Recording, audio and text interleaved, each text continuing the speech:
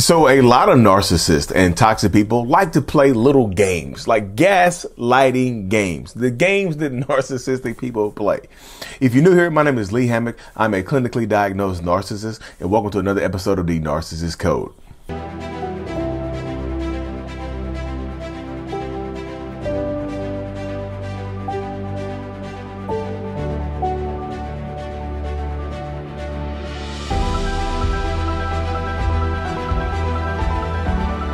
Boom. So yeah, games. So if you Google games that narcissists play, you're going to see a lot of different things pop up, y'all. You're going to see things pop up about how narcissistic people gaslight you, how they play the blame game, how they play the victim, things like that. All those games that narcissists play, yeah, they will gaslight the hell out of you, have you just confused about reality and things of that nature. They'll play the blame game, where they will avoid accountability by blaming you for the things that they have done. They will shift the blame onto you, like everything is your fault, no matter what happened. You know, they will do that type of stuff, y'all. That type of stuff happens all the time in toxic relationships, where they'll do that type of stuff like that. Those are games that narcissists play. But today's episode, y'all, we're going to get into the actual games. Like one of the games that a narcissist plays, y'all, where the blocking and unblocking game. A toxic narcissistic person plays the blocking and unblocking game. So this could be on your phone. This could be on social media. This could be on email, whatever it is, y'all. WhatsApp, whatever app it is, whatever. They will block you and unblock you. It's literally a crazy game that narcissistic people play. Like this is a reason a lot of narcissists will block you and unblock you is to control the situation, to control the narrative, to control the space that you're in and whatnot, because this happens all the time. Well, you will do something to them and they'll block you and then they'll unblock you, or they'll blame you for catching them doing something and then they'll block you and then they'll unblock you. They'll block you and send you a message. Make sure you receive that message and then block you again. They will do this when they're living in the same household as you. This also happens in long distance relationships with narcissistic people. And so I don't do a lot of videos about long distance relationships because, the last time I did, it just bombed because nobody watched it. But a lot of narcissistic people, y'all, in these spaces, that's what happens. They literally play these games like to block you and unblock you. Long distance relationships, they'll block you, unblock you, block you, unblock you, block you, keep you blocked for a long time, and then unblock you and not send you a message. Not do anything, just unblock you and wait for you to reach out.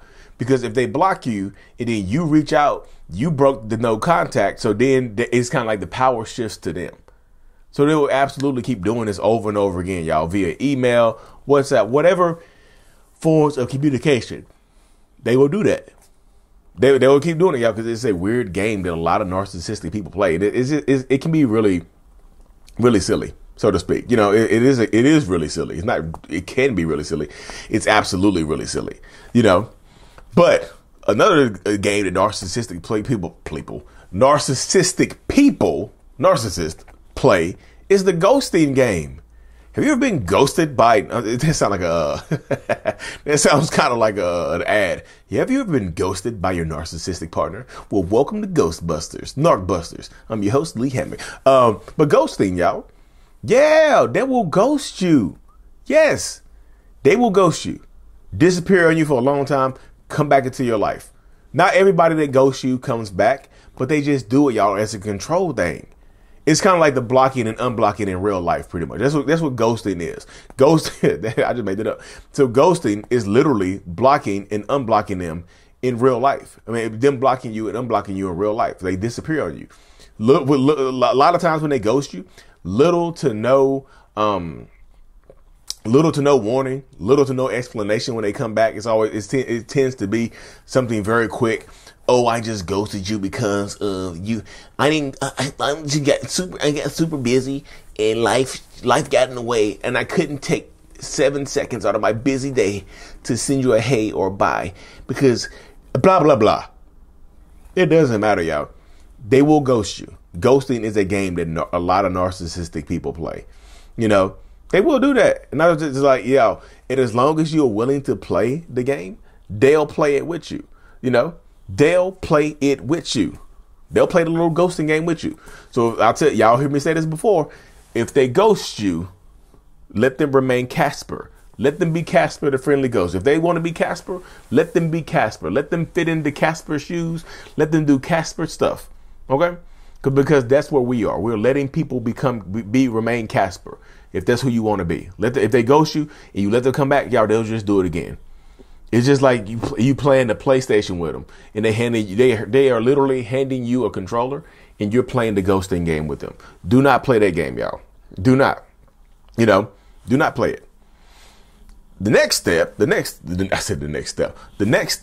little game is the triangulation game, y'all. The triangulation game. It is the triangle where they pit people against each other. People, places, and things against each other. A lot of narcissists play the triangulation game, y'all. It is like, how can I get you? How can I turn you against this other person? How can I turn this other person against you? And this is the crazy thing about triangulation. You might be getting triangulated with somebody you don't even know. And triangulation is just not about intimate relationships. They can triangulate you if your narcissist in your life is your parent, one of your parents. They can triangulate you against one of your parents. They can triangulate you against your sibling or your cousin or the other parent. Like, you see what I'm saying? They will triangulate you, y'all. Triangulation is when they literally they just use other people to manipulate you. It's just like having a different person coming in, y'all. It really, really is. It's a game. It really is a game. It's a triangulation game. Like this, because once a narcissist has successfully triangulated people against each other, they don't have to do anything else. Y'all, like if I put in enough triangulation work in the beginning, I don't have to do anything later on. Y'all will argue, fuss, and fight without me there now. Y'all see each other in public and argue, fuss, and fight without me there. I don't have to do anything. My job is done. I've triangulated you enough. I don't have to do anything else. That's how it happens, y'all. That happens so much. Don't play the triangulation game because they'll keep doing it to you. Why wouldn't they? Why wouldn't they play the triangulation game? Because we were adults and no. You can be an adult, but like the triangulation game doesn't work that way. You know what I mean? You have to keep moving forward. You have to keep basing your stuff. Like, they don't play the game, y'all. Because once you pick up the controller, they expect you to play for a long time. Another game, y'all. This is another gaslighting game right here. Another like gaslighting game that narcissistic people play. They'll hide your stuff. They'll hide your keys. They'll hide your phone. They'll hide your wallet or your purse or your favorite pair of shoes and help you look for them. They'll do that type of stuff right there. It's like a gaslighting game just to get a reaction from you, just to see you panicking, just to see you just sweating because you're running late for work. You can't find your car keys, right? They got the keys in their pocket or they got the keys in their shoe or the keys are already in your car. They put them in your car. They want a job. They want to see you squirm. When it might seem like a little jokey, little tricks or whatever. It might seem minute, but y'all, these are big things because if they keep doing it, it's going to make you feel like you're going crazy. It's literally going to make you feel like you're going crazy if you keep playing these little gaslighting games with them, or they hide your keys or hide whatever, and they help you look for them. And then they find them and they make you feel stupid for them finding something of yours. They make you feel silly for them finding something of yours that they hid.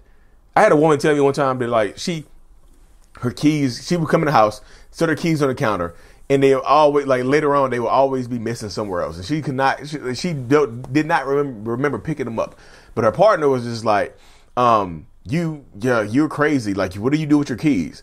But they will always turn up later on. He would help her find them. So she put a camera, like a little hidden camera in the house and put her keys down. And she caught him coming in there, moving the keys around and hiding the keys in the couch. So she intentionally just went and got the keys from the couch and left and didn't say anything to him. And he kept doing it, kept hiding the keys, and she kept finding. She didn't mention anything to him until he's like, "Oh, I see you don't lose your keys anymore." And then she told him about the camera. He got mad. He got mad about the camera. Like, why are you recording me? Wow, you didn't trust yourself that much. You recorded me. Wow. Blamed her for recording him because she didn't trust him. Those little gaslighting games that they do, they erase things. Like I said, they don't even just hide things. they erase things and like make sure like they'll send a message from your phone and delete it. They'll delete screens out. I'm just telling you, the little gaslighting games will keep going on. You know, will keep going on. They want you to question your reality. You know, in the last game that I will go over is dog whistles, the dog whistling game, the inside trigger game, y'all. It's when narcissistic people covertly trigger you on purpose. Like covertly, when I say covertly, it means it's like a secret trigger. It's covertly triggering you with something that only you would understand, right?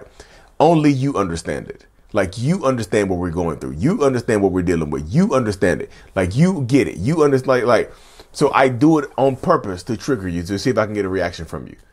They will try to set you off on purpose to get you to react to something that they're doing to you on purpose. Yes, I keep repeating on purpose because it's on purpose. They want to set you off on purpose in front of people so you look like the aggressor. So you look like the aggressive person here. So you look like the abusive person. They will do like dog whistles, or, you know, an actual dog whistle is a whistle that people blow on and only dogs can hear because it's at a certain frequency. Nobody else around you can hear it except the dog. The dog like, you know, nobody else can hear it. The people can't hear it. I don't know if the cats can hear it, but the dog is like, that hurt my ears. That's how they covertly trigger you. Why is the dog doing that? Why is the dog reacting like that? Somebody else better blowing the dog whistle. You see? Doing stuff like that on purpose to covertly trigger. Nobody knows why the dog is triggered except for the person that's doing the triggering. That's a game that narcissists play too right there, y'all. The dog whistling game. So don't let them play these games with you. Do not entertain them. I know it's easier said than done. I get, y'all, trust me, when I say I know it's easier said than done, believe me. Trust me. But anyways, y'all, thank y'all for tuning into another episode. Make sure y'all like and subscribe for more. Mental Healness is out. Peace. Thank you so much for making it to the end of my video. You are a mental illness rock star, and I appreciate you for being here. If you haven't already, make sure to click on the screen to subscribe to the channel and watch another one of my videos in my playlist. There's also a link available up here for you to purchase my kids' book, Remember It's Not Your Fault, on Amazon. So check that out. Thank you. I will see you in the next video. Peace.